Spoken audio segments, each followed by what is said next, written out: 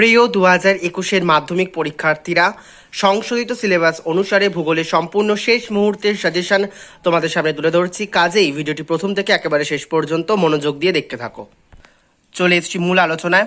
ভূগোলের সম্পূর্ণ শেষ মুহূর্তের সাজেশন, বহির্জাত প্রক্রিয়া ও তাদের দ্বারা সৃষ্ট ভূমিরূপ থেকে 2 নম্বরের যে গুরুত্বপূর্ণ প্রশ্নগুলো আসতে চলেছে পরীক্ষাতে, তার মধ্যে থেকে তোমরা পড়বে অবরোহণ কাকে বলে, আরোহণ কাকে বলে, পর্যায়ন কি, ক্ষয়ীভবন কি, অবঘর্ষ কি, নগ্নিভবন কি, পুঞ্জিত ক্ষয়, নদী অববাহিকা, নদীগ্রাস, এগুলো সব 2 নম্বরের টিকা মতো করে তোমরা পড়ে রাখবে। জলবিভাজিকা কাকে বলে, ধারণ অববাহিকা কাকে বলে, ষষ্ঠঘাতী সূত্র কাকে বলে, দোয়াব কি, মিয়েন্ডার কি, কিউসেক ও কিউমেক কি, ক্রেভাস কি, হিমশৈল কি, হিমরেখা, ঝুলন্ত উপত্যকা, হিমানী সম্প্রসাদ বলতে কি বোঝো, হারমাদা, প্লায়া, ওয়াডি, মরুদ্যান, পেডিমেন্ট ও বারখার, এইগুলো কাকে বলে তোমরা টিকা হিসাবে পড়ে রাখবে। 3 নম্বরে যে গুরুত্বপূর্ণ প্রশ্নগুলো, বহির্জাত প্রক্রিয়া ও তাদের দ্বারা সৃষ্ট ভূমিরূপ থেকে তোমরা পড়বে অবরোহণ ও আরোহণের পার্থক্য কি, আবহবিকার ও ক্ষয়ীভবনের পার্থক্য লেখো, নদীর নিম্ন প্রবাহে বদ্বীপ সৃষ্টি হয় কেন, খুব গুরুত্বপূর্ণ প্রশ্ন এটি। সব নদীতে বদ্বীপ গড়ে ওঠেনি কেন, এটাও। অশ্বক্ষুরাকৃতি হ্রদ কিভাবে গঠিত হয়, এই প্রশ্নটা তোমরা পড়বে হচ্ছে জলপ্রপাত উৎসের দিকে ক্রমশ সরে যায় কেন, এটি গুরুত্বপূর্ণ প্রশ্ন।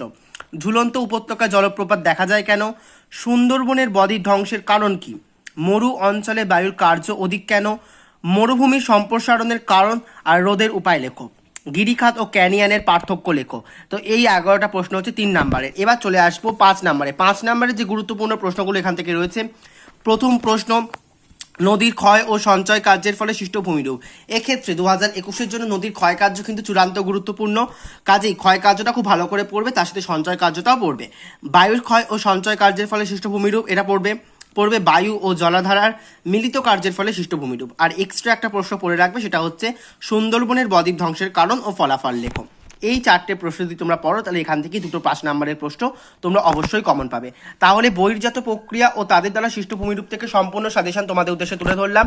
এবার আমি চলে আসবো ভারত থেকে। ভারত থেকে যে প্রশ্নগুলো তোমাদেরকে পড়তে হচ্ছে সেগুলো হলো 2 নম্বরের মোটো টিকা হিসাবে তোমরা পড়বে কয়াল কাকে বলে, মালনাথ ময়দান কি, ডেকান ট্র্যাপ কি, করিডোর কি, কচ্ছের রণ কি, বরেন্দ্রভূমি কি, মরুস্থলী, দুন, বহুমুখী নদী পরিকল্পনা, জল সংরক্ষণ, ডিভিসি, জেট বায়ু, মৌসুমি বিস্ফোরণ, পশ্চিমী ঝঞ্ঝা, লু, আঁধি, কালবৈশাখী, মনেক্স, আশ্বিনের ঝড়, মৃত্তিকা সংরক্ষণ, রেগুর, হিউমাস, সমোন্নতি রেখা বরাবর চাষ, ম্যানগ্রোভ অরণ্য, বনসৃজন, কৃষ্ণ মৃত্তিকা।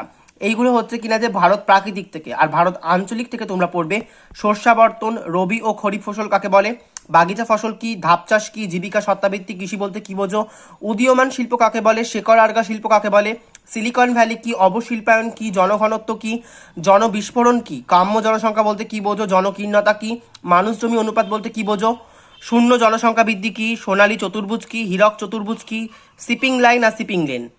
2 নম্বরের প্রশ্ন হিসাবে এই প্রশ্নগুলো হচ্ছে চূড়ান্ত গুরুত্বপূর্ণ। 3 নম্বরের এখান থেকে যে প্রশ্নগুলো পড়বে, তরাই ও ভাবর বলতে কি বোঝো, ভারতে জনজীবনে হিমালয়ের প্রভাব, কাশ্মীরি হিমালয় সম্পর্কে আলোচনা করো, গঙ্গা, ব্রহ্মপুত্র অথবা সিন্ধু নদীর গতিপথ লেখো, উত্তর বাহিনী নদীগুলি বন্যাপ্রবণ হয় কেন, নর্মদা ও তাপ্তি পশ্চিম বাহিনী নদী কেন, দক্ষিণ ভারতীয় নদীগুলি খরস্রোতা কেন, পশ্চিম বাহিনী নদীতে বদ্বীপ গড়ে ওঠেনি কেন, বহুমুখী নদী পরিকল্পনার উদ্দেশ্য লেখো, ভারতের জলসেচের প্রক্রিয়াগুলো কি কি, ভারতের মৃত্তিকা ক্ষয়ের পদ্ধতি কি, মৃত্তিকা ক্ষয় প্রতিরোধের প্রয়োজনীয়তা কি, বনবিনাশের কারণ, তার সাথে পড়বে সংরক্ষণ পদ্ধতি, আর পড়বে হচ্ছে সামাজিক বনসৃজনের প্রয়োজনীয়তা।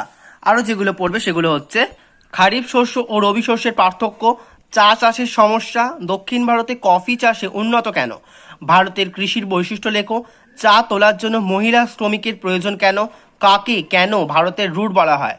তারপর পড়বে হচ্ছে ইঞ্জিনিয়ারিং শিল্প ভারতে গড়ে ওঠার কারণ কি, ভারতে জনসংখ্যা বৃদ্ধির সমস্যা কি, জলপথকে উন্নয়নের জীবনরেখা বলা হয় কেন। তো এই 23টা প্রশ্ন হচ্ছে 3 নম্বরের জন্য তোমাদের ভারত থেকে পড়তে হচ্ছে। ভারত থেকে বড় প্রশ্ন, অর্থাৎ 5 নম্বরে যে প্রশ্নগুলো পড়বে সেগুলো হলো দৈর্ঘ্য প্রস্থ বরাবর হিমালয় শ্রেণীবিভাগ করো, যে কোনো একটা আসবে, পূর্ব উপকূল ও পশ্চিম উপকূলের পার্থক্য, চূড়ান্ত গুরুত্বপূর্ণ প্রশ্ন এটি 2021-এর জন্য। তারপর হচ্ছে উত্তর বাহিনী নদ নদী ও দক্ষিণ ভারতীয় নদ নদীর পার্থক্য। এই 2 আর 3 দাগের প্রশ্নের মধ্যে একটি প্রশ্ন অবশ্যই এবছর আসছে। ধান কার্পাস উৎপাদনের অনুকূল ভৌগোলিক পরিবেশ আলোচনা করো, গম আর আখটা দেখে রাখবে। ধান আর কার্পাস হচ্ছে চূড়ান্ত গুরুত্বপূর্ণ, তার সাথে গম আর আখটাও অবশ্যই দেখে রাখবে।